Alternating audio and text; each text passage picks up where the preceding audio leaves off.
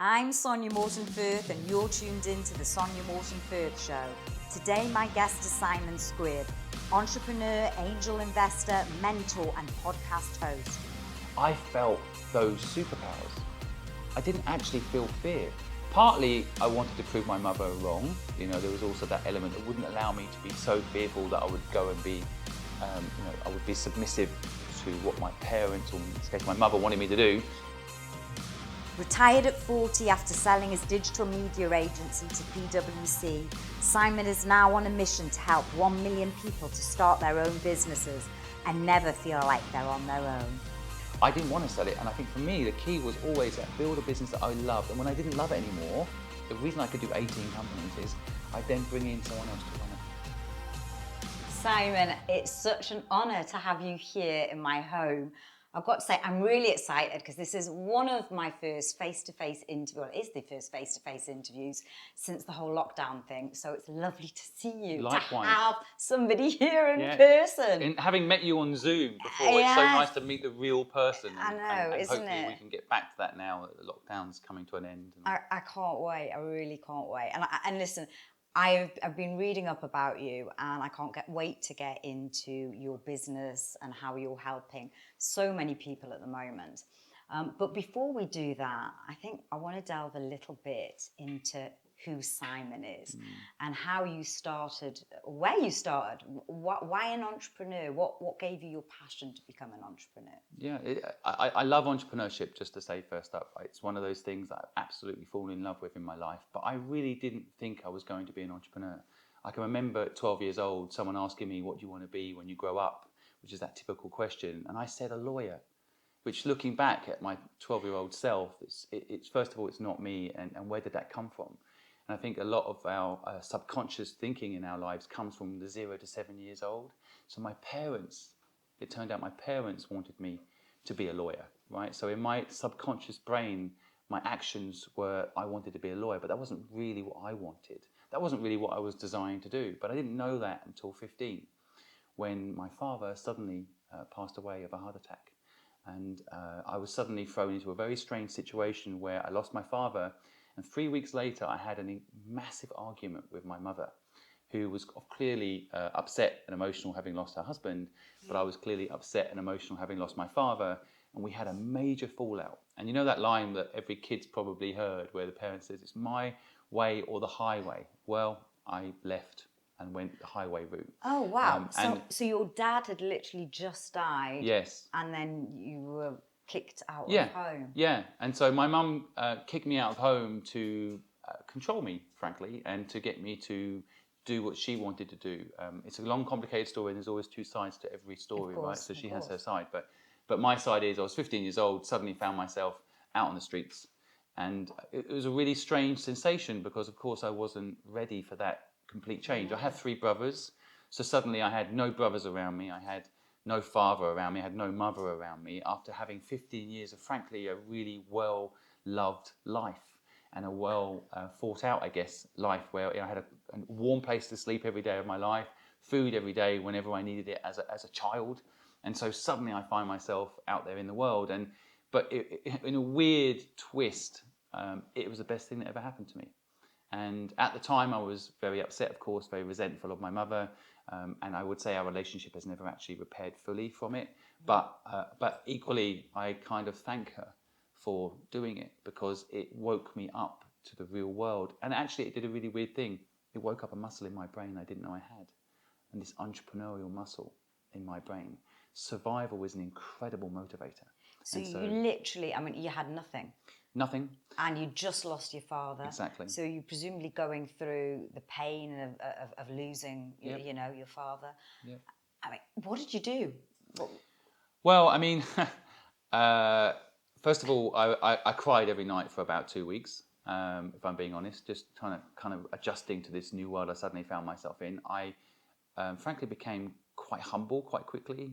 I was a 15-year-old, I was quite confident, but suddenly realizing the other side of life, what it's like to sleep on the streets, what it's like for people that are sleeping on the streets.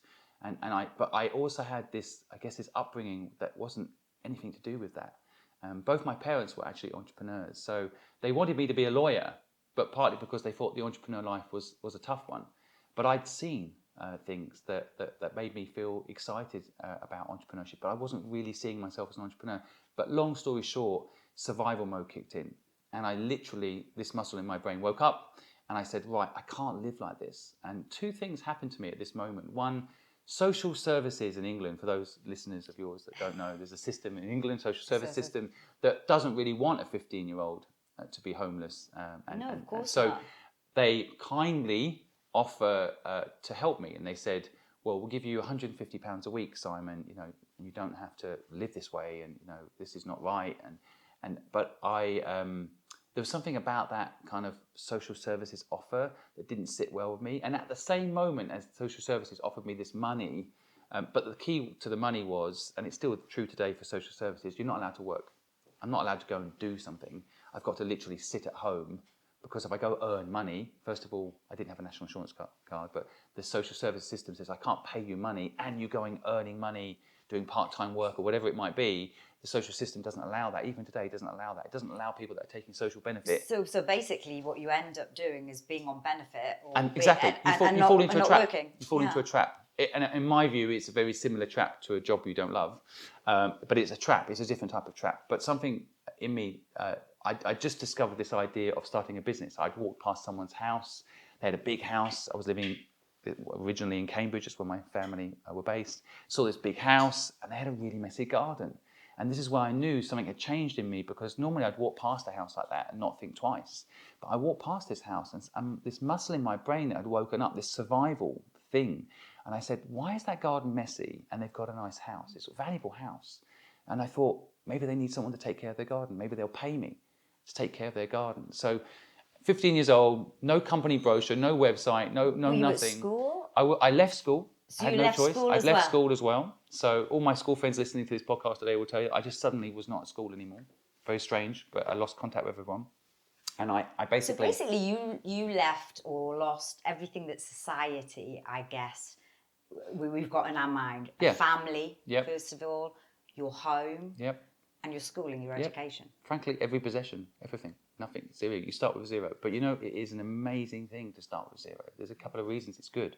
One is you've got nothing to lose. That's true. Right? I actually tell people when they start businesses, act like you've got nothing to lose if you really want to be successful. Were you frightened? I mean, as a 15, if you remember going back as a 15-year-old, did you feel any fear?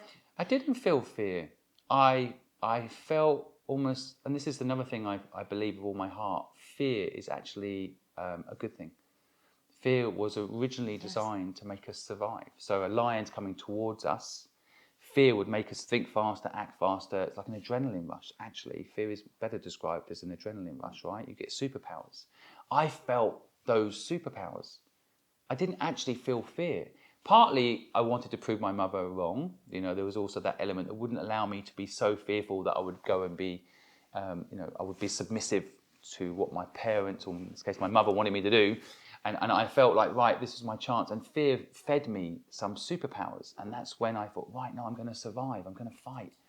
And I knocked on this door of this first house and just said to this person who answered the door, like it was yesterday, I remember it like it was yesterday, hi, my name's Simon Squibb. I've got a gardening company. And would you like me to take care of your garden? And they said, yes, sure, how much? And I just was kind of like, okay, I just picked a number, £250 a month. And they're like, sure, let's give it a go. I'll give it to you for a month and see how you do. I was like, wow. And I walked away just thinking, what just happened? I in theory, forget cash flow, but in theory, I've just made £250, right?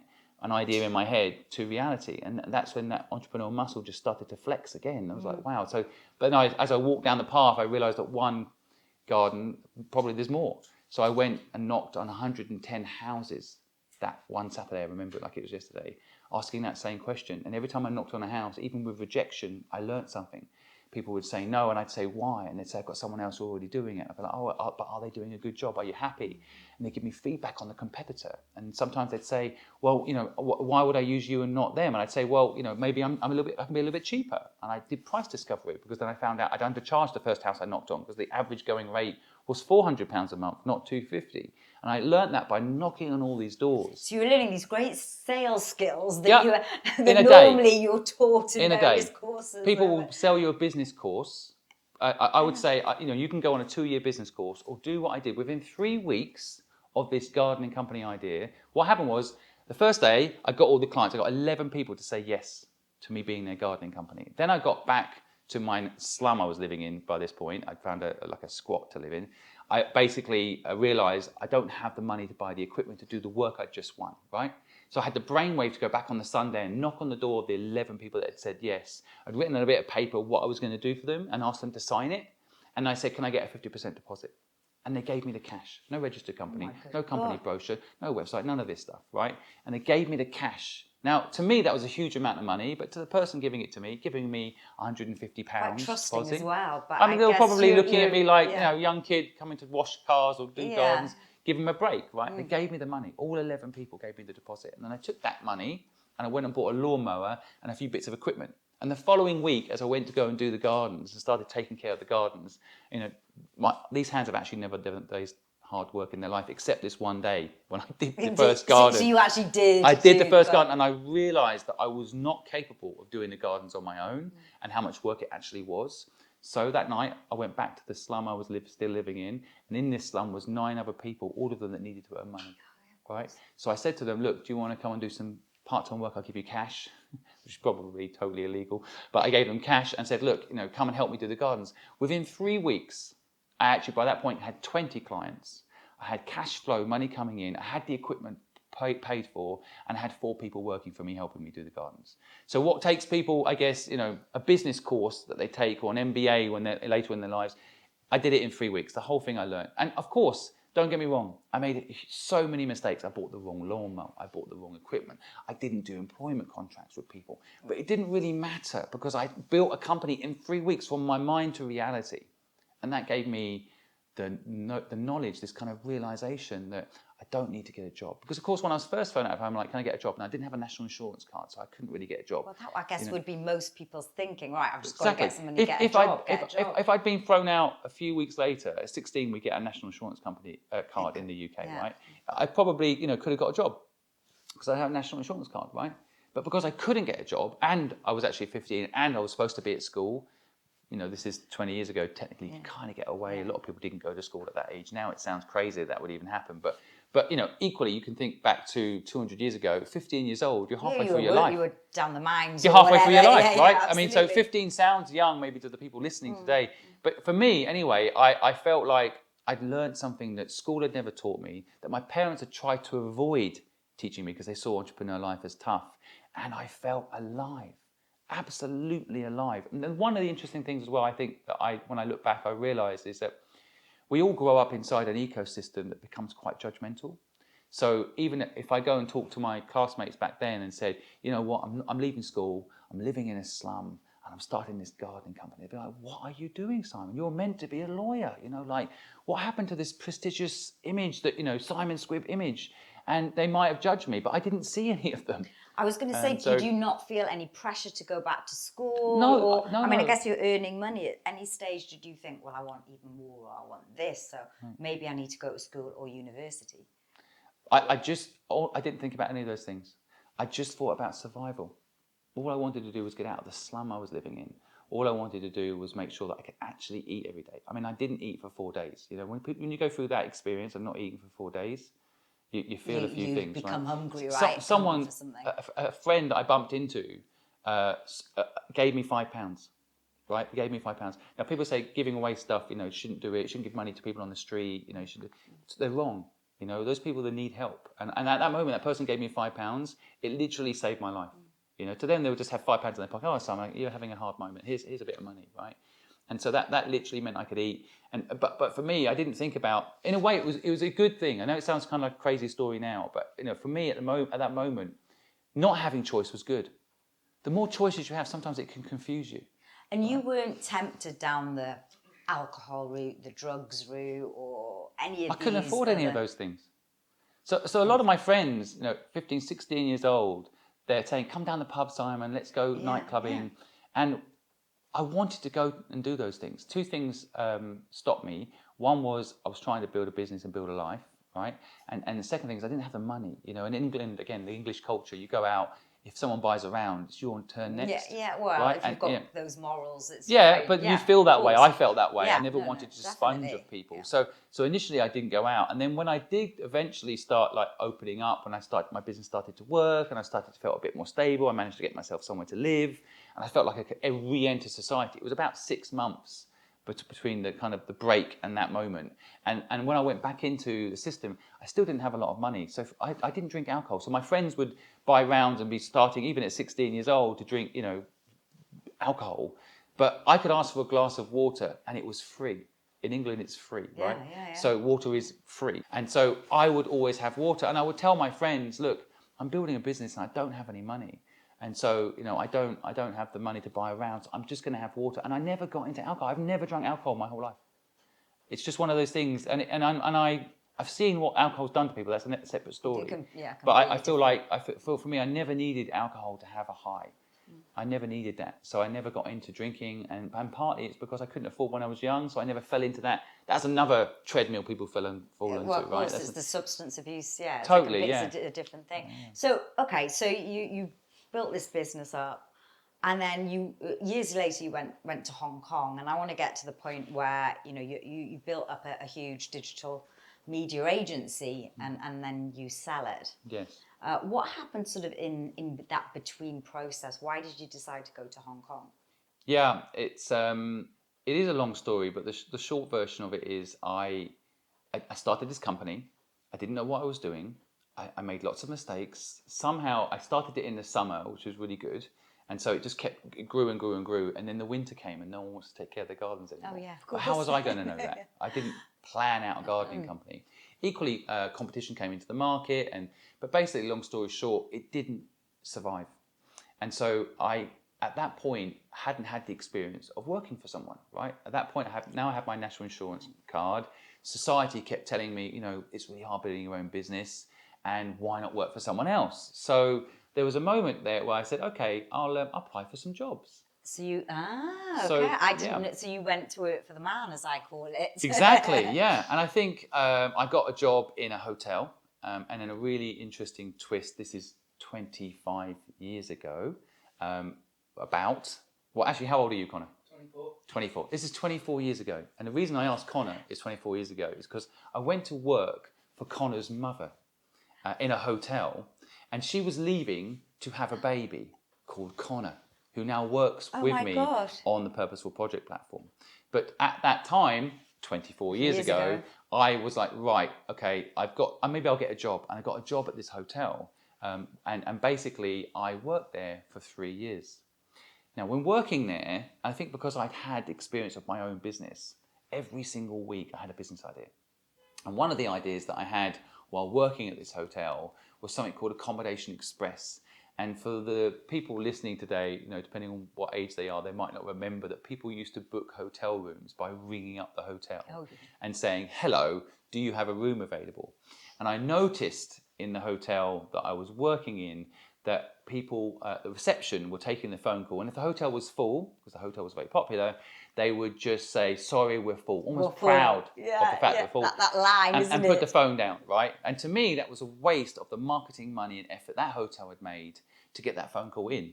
They weren't even taking their details, right? They were just like, sorry, we're full tonight, boom, right? So I created a business where I said to the receptionist in this hotel, look, if someone rings up and says they want to stay here tonight, but we don't have a room, then give them my company's number. And then we will find them an equivalent hotel room in the area. Wow. And so there was a lot of hotels in the area that weren't as good at marketing, or for whatever reason had people cancel last minute, maybe had spare rooms. Yeah.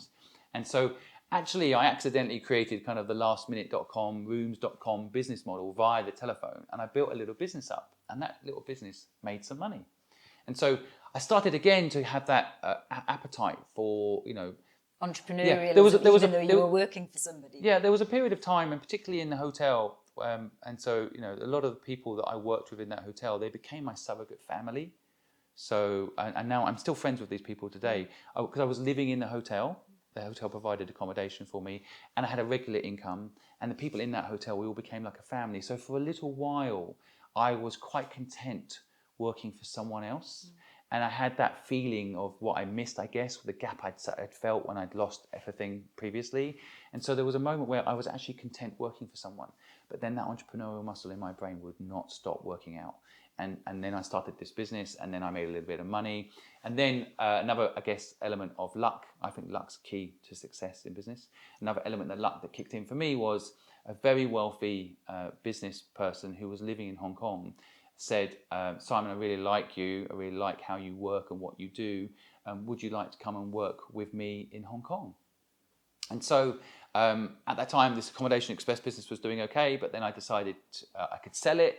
I took a little bit of money out, and at that same moment, I had this offer to go to Hong Kong, and so I went, and I moved to Hong Kong. My older brother was living in Bangkok at the time, so it was also a chance for me to reconnect with him and be out in Asia and reconnect with my older brother who was living in Thailand, and I'd be in Hong Kong, which was only a couple of hours flight away.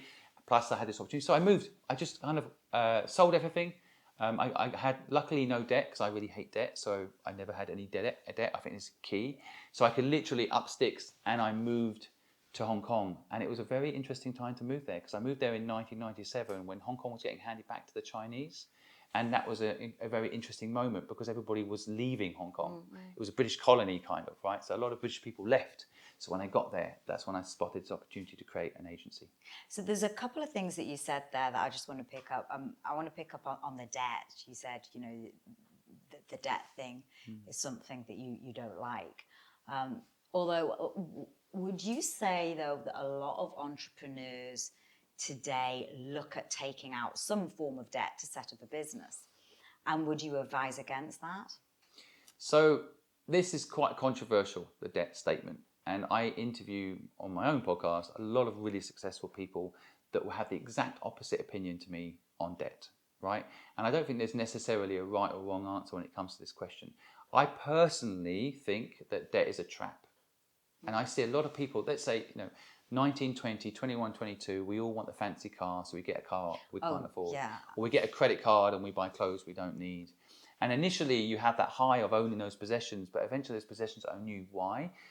I could move to Hong Kong and try this crazy experience, which frankly is what made me successful because I didn't have a monthly bill to pay, right? As soon as I have a car on HP and I have my credit card bills to pay off, who's going to pay these things if I take a ridiculous chance and move out to a foreign country? Do you think that's an age thing, though? So... It was an age thing, but equally, my parents, one of the reasons my father, I think, died of a heart attack in part was because he put himself under tremendous pressure linked to debt.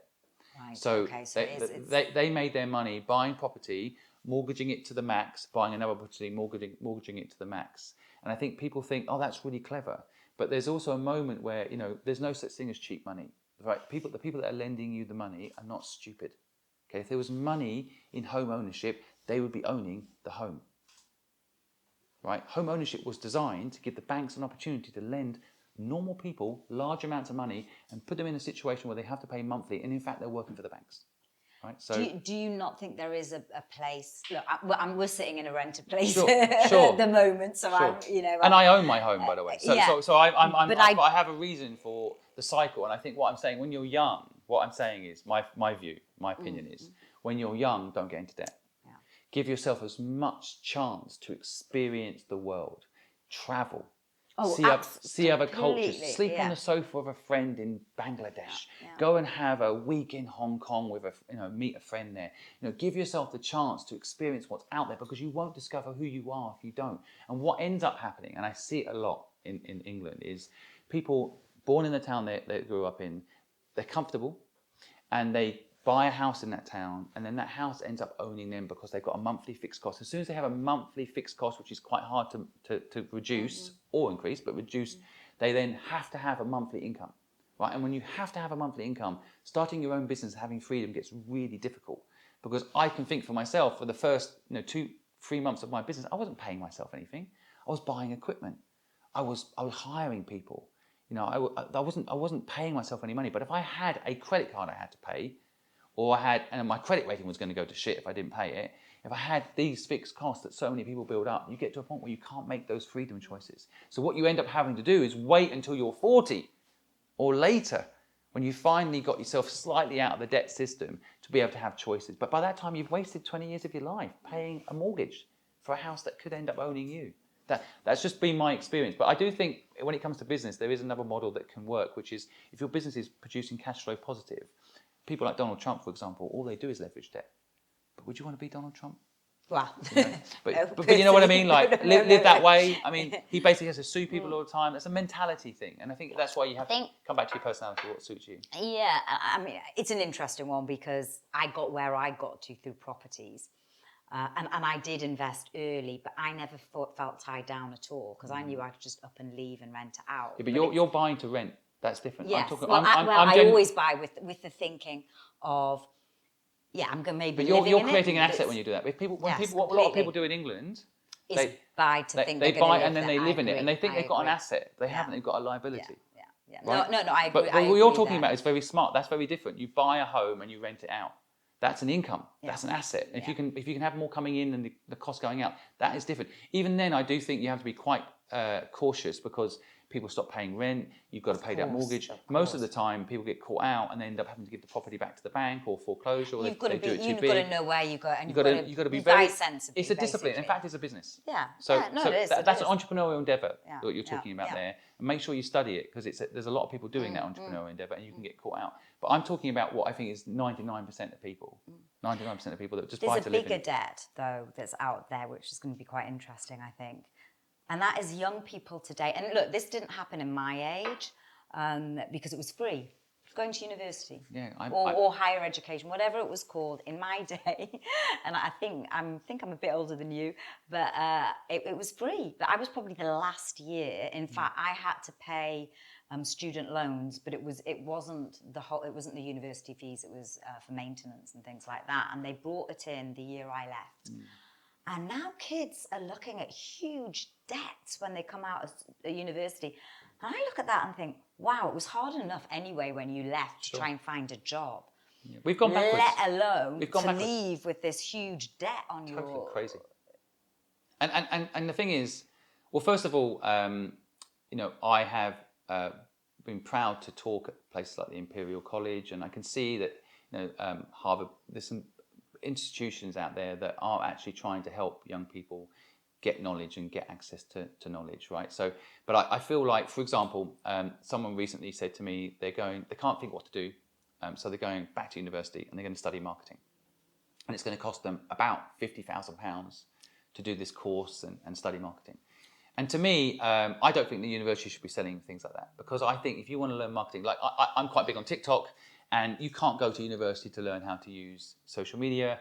They're not going to teach you how to use TikTok.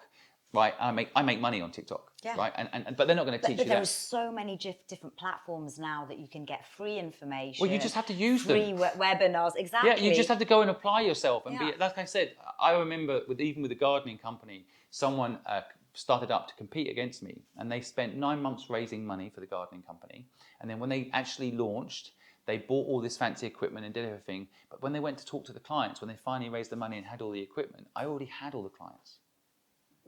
You see, so sometimes you go and get a marketing degree, just go work.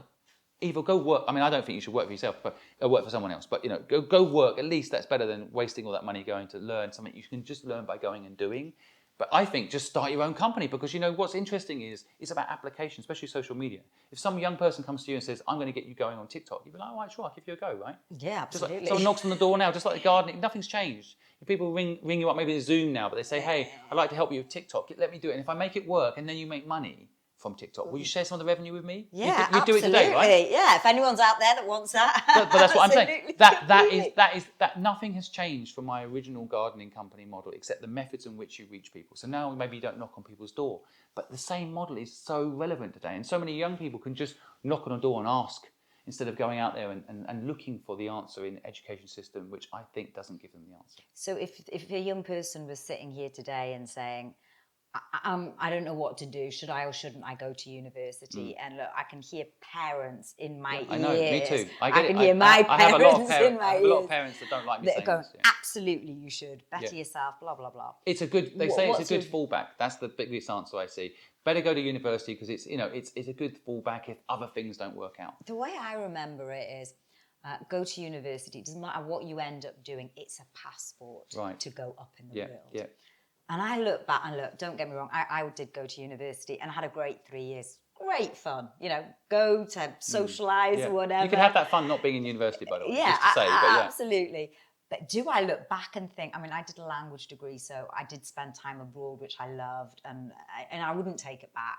However, do I actually think that really served me? Well, it served me in growing up, yes. It served me in meeting people, all those things. But did the actual intellectual stuff that I learned really serve me today? No. No, it didn't. And did it help in my job? Did it help say. me in my career? No. I can't, experience is what matters. I did a Spanish and French degree. So when did I speak Spanish? It was great. I can speak it and go abroad and talk it, but did it help me in my city career? No. Yeah. What you're talking about, in my view, is kind of lifestyle choices, right? I have nothing against people that have money, that want to go to university, and there are certain jobs that you need to go to university for, right? If you want to be a doctor, I think robots are coming to replace GPs, by the way. That's a separate subject. But, if you want to go learn to be a doctor, you have to go to university. You have to go through that process, 8-year process, right? I would say if you started to become a doctor today and studied for 8 years from now, robots are going to be our doctors. So that's kind of scary for anyone, I think, about to go and become a doctor. But the point I'm trying to make here is that university suits certain people. But as a genuine way of building a life, I think experience matters more than anything else now. Robots will not have experience. That's the only thing we're going to have over them, right? So experience is so key. And marketing is a good example. The only way you can learn about marketing is in real time because it's changing so rapidly. There's so many new platforms. Today I'm on a new platform called Clapper. Just launched today, brand new. Right, you could be a Clapper expert by the end of next week. I could sell Clapper courses. It's a new platform competing with TikTok, right? I could be an expert by next week on it and help people get on this platform. There's just so many opportunities, but spending all that money and time sitting in a classroom, learning from people quite often that are looking backwards instead of forwards at how marketing works is a mistake. And I would love for people to spend that money not on going to university, but building a business of their own. So going back to your time you built a huge business and a very successful business, Fluid, in Hong Kong. Tell me a little bit more about the point of exit. You made a great exit to PwC. Were you planning that all the time when you built this company? Did you see the exit in mind? So I never planned to sell the company that I started. And when I started it, I always start off with what I'm going to enjoy doing. At that point in my life, when I started the agency business, I'd already had quite a lot of experience with businesses, ones that worked and ones that hadn't. But I'd come to the realization, I'd learned this word purpose a little bit more thoroughly than I think I ever had. Before, it was just survival. Just build something to pay the bills so I have food on the table and have somewhere nice to sleep. And so that's it. But I think as I evolved, my entrepreneurial muscle started saying, well, what's the motivation? And so when I started Fluid, I actually was motivated by two things. One, I'd met an incredible creative designer. Her name was Helen Griffiths. And when I first met her, I saw what she could create. And I was just mind blown because I'm not a creative talent. I'm a marketing person really at my heart. But she just created, someone would say to her, I've got this business and this is what it's going to do. And then she'd create imagery that to me was just explained the business in that image. In visuals. And it was like magic. It was like watching Picasso paint, right? And so when I saw what she could do, and she was telling me, I'm working on this, I'm working on that. I'm not really a business person, she said to me, but I love creating. I'm like, I could help you with this. I'd like to help you with this. And I asked her how much she was charging for this logo that she was doing for someone. It was so cheap. And I was like, I can add 2 zeros to the value of what you're doing. It's worth more, And so let me get involved. And slowly but surely, initially actually I just invested in her a little bit and helped her with the business. And I got more and more absorbed into the creative world and how all these wonderful creative people are totally undervalued by the client. And actually a lot of the time it's because these creative people are not business people. So I basically started negotiating with the clients on behalf of creative people. And that's how we managed to build up Fluid. And when PwC bought the business, when they bought the company from me, one of the reasons I think the deal was so good for me and was because I didn't really want to sell it.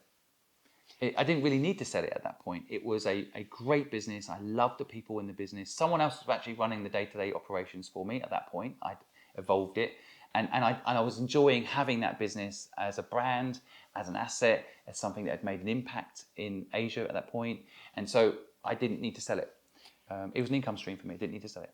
It's a really interesting point, because I think a lot of businesses, when they start, and you will know more than me about this, but they plan their strategy before they start. It's like, this is the business, this is how we're going to exit, X, Y, Z, this is how we're going to plan it. It's a mistake. Why do you think it's a mistake? Because I think what most people are doing is they're building that story to get an investor. And so they're not being true to maybe themselves. And the problem with it is, if you build a business for an investor, you end up feeling stuck in that business at some point. Because if you don't get an exit, what happens? The investor's unhappy and you feel trapped, right? So the way I personally feel you should build a business every single time is you're doing it because you love it. And what I've always done, when I don't love it anymore, my exit is not selling it. I've had exits, and that's great, but that was never my plan. I think the reason I've got exits is because I stayed around with the business. I didn't, oh no, it hasn't sold, so what am I gonna do now? I'm stuck, I'm miserable, and the business collapses. That happens to a lot of people, right? So I didn't want to sell it, and I think for me, the key was always like build a business that I loved. And when I didn't love it anymore, the reason I could do 18 companies is I'd then bring in someone else to run it. When you mentioned the word purpose, because I think this is linked here, because I think a lot of people look at businesses and they think money. How am I going to make money? That's their first thought, right? Yep. How is this business going to make money? Yep. Now, purpose, and I do a lot of work around purpose as well, sort of doesn't go against that, but when you feel that sort of deep feeling of, is this my purpose? Then is that easy to relate to money, or do you even think about the money at that point? You see, money comes when you can be persistent and follow through on things that you're involved in. And the reason a lot of people don't end up making money or businesses fail is because the motivation to be persistent isn't strong enough. So they get tired or jaded, or they fall out of love, or whatever reason, right? The purpose isn't there. So that's the mistake people make. They think, build a business that makes money. Quite often those businesses fail. Yeah. Because they're chasing the money. And that's where that, it's, I think it's that's very deep interesting though, because the word chase, that they're chasing the money. It's like if you chase anything in life, it runs away. Totally. Right? Yeah. I've never cared about money. I mean, of course, I cared about eating and sleeping somewhere. These are the basics in life, right? But actually, every business I've ever built has always been about, when I was younger and that person asked me when I was 12, they said, what do you want to be when you grow up? And I said, I want to be a lawyer, right? That is the wrong question to ask a child, I think, in today's world. I think the question shouldn't be, what are you going to be when you grow up? I think the question should be, what problem do you want to solve in the world? What problem do you want to solve in the world? Because that wakes up something in people's brains. And then they start searching for what matters to them. Now, maybe the problem is cleaning up the plastics in the ocean. Maybe you can't do it on your own. So maybe that is a reason to go work for someone else that is doing that. You believe in their purpose, right? That's why a lot of companies today are trying to change their image, and they're trying to say they're purpose-driven. Because people like Coca-Cola, we don't want to get sued on this podcast, I know, but I mean, they're just selling cans of drink. And actually every can of Coke that's produced is taking 7 bottles of water away from someone in India, right? It takes 7 bottles of water to make 1 can of Coke. So what's their purpose, right? And that's why less and less people want to work for companies like that. They don't have a purpose. And ironically, you want to build a business, you still need people. So people, you hire people around purpose, then you don't have to manage them. If you build a company around purpose, you can follow through because you get up every day, even when you're having a hard day, and you're remembering what the end goal is. Right? But if you're having a hard day and there's no end goal, it just feels tiring. When you're talking to a lot of startups, do you ever see some of their ideas or how they're planning to do things, and you just see this whole sort of, they're just chasing the money? Do you ever advise them, look, this might not be the right business for you, or maybe you want to rethink going down this route? Yeah, I mean, it's an interesting thing because I think every business that I've ever built makes money. I like cash flow positive businesses because I don't need to bring investors in and I can build the business from the cash flow. You have to be patient, but you can do it. I'm not against making money. I think it's good that companies make money, and I think it's good that people have a plan to make money. I think sometimes people want to make too much money too quickly, or they have agreed mindset, right? So I remember in Fluid the first time we made £500,000 profit. And I remember having a conversation with Helen, who I built this business with. She doesn't get enough credit. I'm always the one that sounds like I built the business on my own. I built the business with Helen. And I remember when we made that profit, I had a conversation with her. I'm like, Helen, we've just made this profit. Should we just put it in our bank accounts? Maybe we could buy a flat with it and have some income on it. And I had that moment where I'm going to call it a weak moment. And she said, no, why don't we, we need to get some new computers. I wanted to hire this person the other day, and it's just brilliant. And so why don't we invest in hiring this person? Why don't we buy everybody Herman Miller chairs, which everyone's got a Herman Miller chair. They'll tell you they're ridiculously expensive. So we reinvested all of that money back in the business and made the office nicer and just created a better working environment. And I think that's the reason the business continued to do well. If we've taken the money out and put it in our pocket. So it's about delayed gratification, right? Yeah. It's about, when I see people pitch, to your question, when I see people pitch, I have no problem with people having a model to make money. What I don't like to see is when people either think that the money is going to come quick or that the money is there to take out. So in other words, they might say to me, Simon, you put $1 million in and a year from now you'll get $1.5 million back. Right? I'm like, okay, sounds good. Sounds like a property flip, right? Yeah. Sounds good. Yeah. But a lot of effort, a property flip, and I know you were in property, but property flip to me, it is somewhat soulless, right? I can go buy a property, I do it up, I flip it, I make money. Okay, I'm sitting on money. But what? I'd rather put money into a business, build a brand I'm proud of that makes a difference in the world. Yeah. And yes, maybe I don't need that $500,000.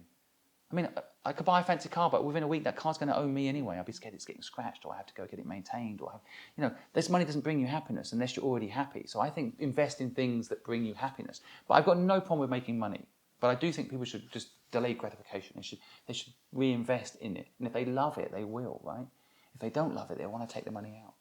So what did you do with your money after Fluid? Because you must have made quite a lot of money from it. Yeah, I had a very strange, somewhat crisis, actually, when I finally had a lot of money in the bank. I think what had driven me from 15 to 40 when the money dropped in my bank account was having no money, in a way. And having, that original hunger, that muscle woke up in my mind because I had to survive. Yeah, right? You had nothing, you were on the streets. Totally. Yeah. So I think it's a very hard thing to explain to any of your listeners that maybe are trying to make it or don't have money. This is going to sound a bit like, typical rich person comment, right? But I think it's interesting for people that haven't made it yet to keep this in mind. That when I actually made a lot of money, in a way for a short period of time, for about 1.5 years, I was lost, right? Because I always built businesses without a lot of money. I always enjoyed the fight. I always enjoyed the hunger of it all. Yeah. And frankly, I ended up marrying Helen. She was my business partner. Oh, wow. I actually know you're married. I didn't know it was We've now been together 22 years. And but she actually pulled me aside because when I first sold the company, I still owned another business. And that business was investing in startups, right? And I'd become even more famous in Hong Kong because I'd built this company up and it being bought by one of the big 4 accounting companies. I was headlines and I was somewhat of a celebrity in Hong Kong. And so when I was at the height of my fame in Hong Kong, in Asia at this point. And so when I sold the company, my life quality actually didn't improve. One, I never spent any of the money because what am I going to spend it on anyway? The money was in the bank account. I wasn't used to that much money in the bank, so I didn't know what to spend it on. I no longer had the company that I would normally have spent it on, right? So I'd lived the dream, but I actually felt a gap. For the first time in my life, also, I stopped. I was like, whoa, what am I doing? And my wife said to me one day, I was going to an event. I was leaving very early, 5 a.m, and I was tired. And I said, I'm really tired, but I've got to go do this event. And my wife said, why are you doing this, Simon? Why are you working this hard, right? And I said to her, I'm doing it for us. I'm doing it for us. She's like, no, you're doing it for you. I hardly see you anymore. You're always at events, always talking, I don't see you. What were you trying to prove to yourself? Well, this is it. I think, again, something new woke up in me. A new part of my brain woke up that I hadn't discovered before. And that was this reason for doing it. And I realized that ego had got me.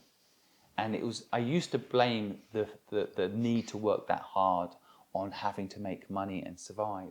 And when that was no longer the reason, I had no excuse for it. And I was neglecting my health, and I was neglecting my relationship, someone I love very much actually, but I was neglecting her. And we hadn't had a child at that point. I was 40, she was 40. We're like, we're going to have a child or not, you know?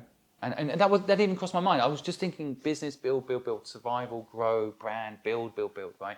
And I think I woke up a second time. You know, I woke up when I was 15. I think I woke up again. And at that point, I pretty much sold everything and decided to reset my life. And that's when this new project I'm on now came to me. So you awoke, as I like to say. I'm going through it at the moment. That's fascinating. Do you think our society, and I'm saying society, builds us to feel like that? It's this ego-driven, money, success. It's all linked. Yes. And working hard. And, you know, we've gone through the stage, or I've certainly looked at when I gave up my corporate job, and it was all about the hustle. You know, I think Gary Vee's got a lot to thank for that. I think it's very dangerous, by the way, that message. Same here. If you're not working 24/7, you're going to be a failure. You can only be a success if you're grinding. It's such a lie. It's another institutional system lie. And I don't use that word very often, but, you know, the harder you work, the luckier you get is a lie. It's a lie, in a way, personified to make people work harder. And yet there's a lot of young people out there that will believe that. I mean, I believed it, and I'm not that young.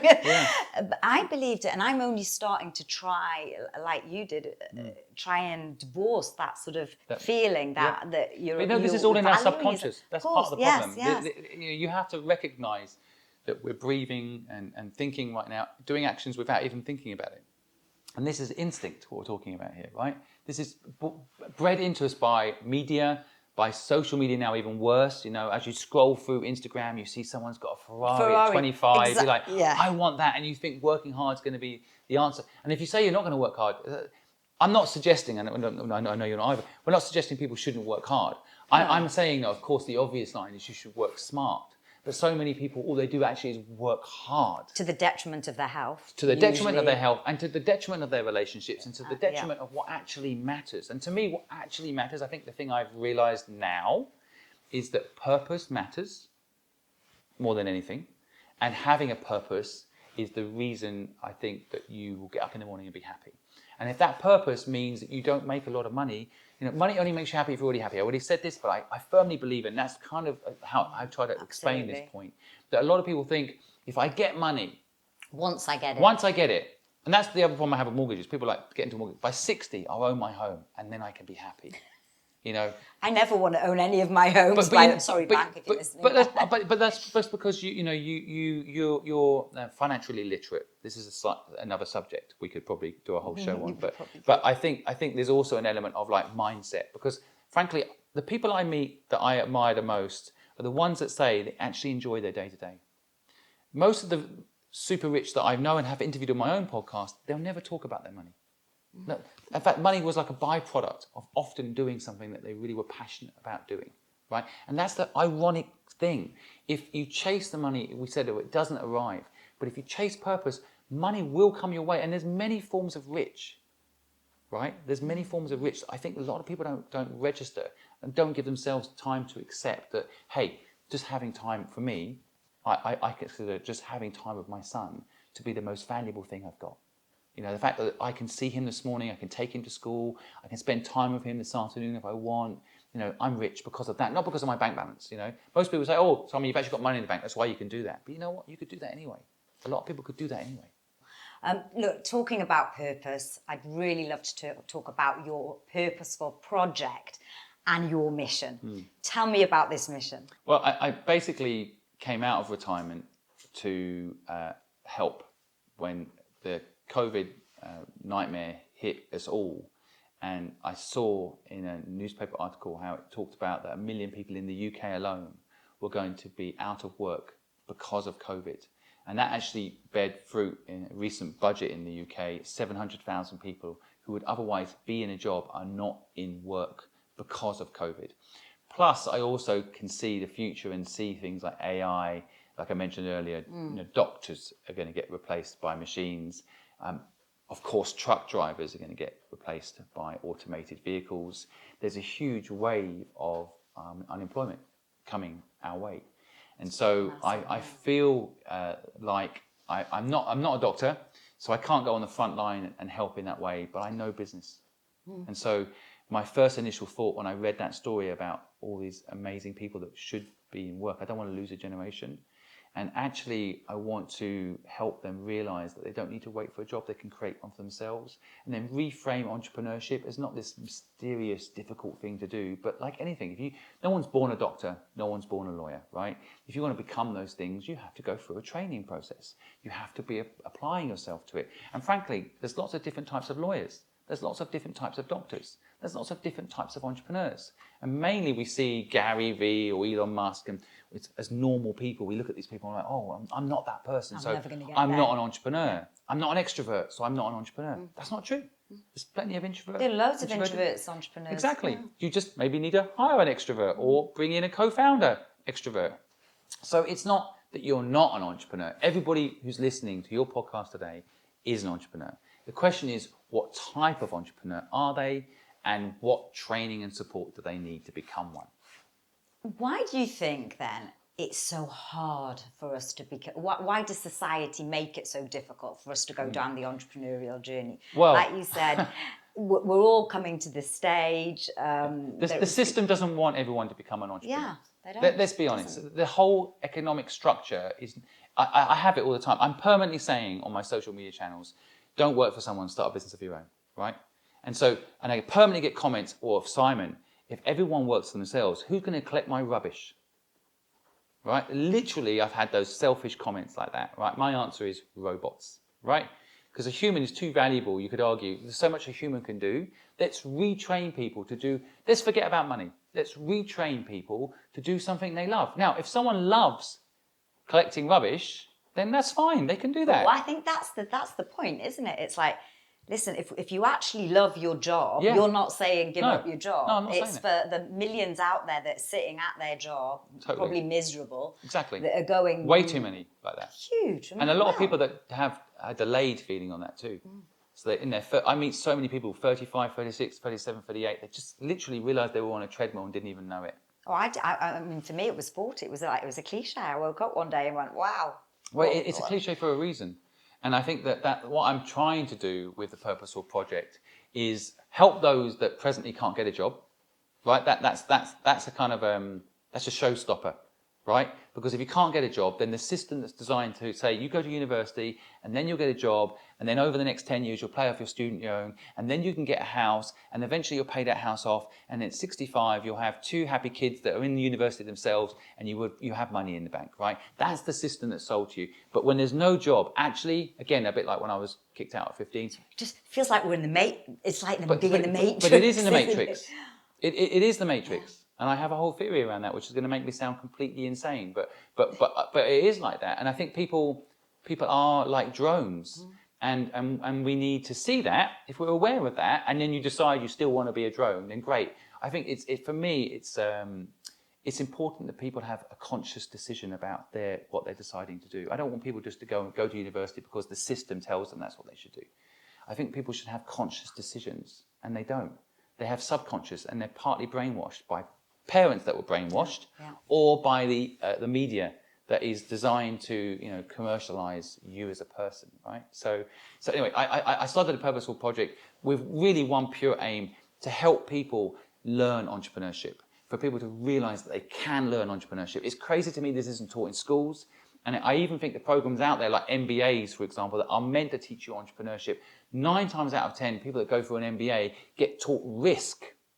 They get taught the problem with starting a business. They get told the failures and case studies of what starts a business. And that's why they go back into the job that they were in before they did the business MBA, right? Very few actually start a business, because all those things really do is teach you about the risk. They don't teach you what I know, which is the journey itself is incredible. It's so much fun to own your own business. and do something with purpose and join other people's purpose and help them build their businesses and be a partner in that venture. And people don't feel it because they've never experienced it, because the system hasn't allowed them to learn how to do it. You've come incredibly far over, this has only been a year, that you've done this since COVID. Yeah, pretty much a year. And now, you're right? literally all over social media. Where are you? Where can people find out more about you? Yeah, well, I have a website, of course. I've never really cared about personal brand. I've always cared about the businesses. I've never really promoted personally Simon Squibb. I've always felt my businesses were what I wanted to promote, and I would be the person behind those businesses. But I am now building a personal brand because I think I've got a story that hopefully will help a few people. So you can catch me on my website, simonsquibb.com. Of course, you can catch me you can catch our podcast on thepurposefulproject.com. So on that platform as well, people can get one-on-one free mentorship. They can get access to our free webinars on how to grow a business, how to start a business. And we have all sorts of live events pretty regularly, almost every day, where we have experts come on and teach different things. Again, all for free. We'll never charge people to help them.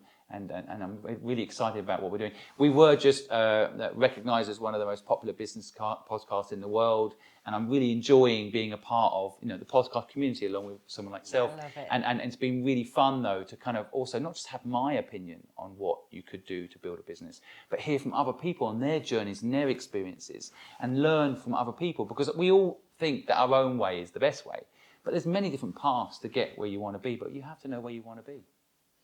Simon, honestly, I've seen some of your stuff and the advice and the tips and the practical tools you put out there, and you put out so much.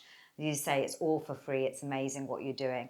I could talk to you forever, but I have come to my last question, which is, if you were to write a message in a bottle for future generations to find, what would that message be? Can I write two? Oh, go on. You can write two. I can write two. Okay. Well, the practical one that I guess could be a T-shirt kind of concept is, I think, the purpose of life is a life with purpose. And if you think about that, it might be you haven't found your purpose yet, but keep an eye out. You've got to be aware. Look out. It's like looking for the love of your life. You've got to look up from your phone sometimes. They might be walking straight by you, right? So that purpose. And then a slightly wacky thing and link back to the Matrix. I have a theory that we are actually living in the Matrix. And for those that haven't watched the movie, we're living in a computer simulation. And it's a fun, my version of this is a fun version, right? I think it's fun. Life is fun. This is not some evil computer system, but we are living in a system that's in a way trying to manipulate us. And on a very practical level, the media does manipulate us. Social media, by algorithms, is manipulating us. So I'm not a conspiracy theorist. I'm just showing people that stuff does manipulate us, and I think we all can recognise that it does. But we are living in a computer simulation. So my message in the bottle would be to the future people that would read it: am I right? Is this a computer simulation? And if I'm right, give me a sign. Because then they'll read it in the future, and in the future, someone's created this simulation that we're in right now. So I can go into that whole theory of how that all works another time, but let's see if anyone replies. I love it. Simon, thank you so much for being a guest on my show. It's Pleasure. been amazing. Thank you so much for having me. Pleasure. Hope you enjoyed the show. Remember, there's a new interview out every Monday, so hit subscribe and like, and you'll get it straight into your inbox.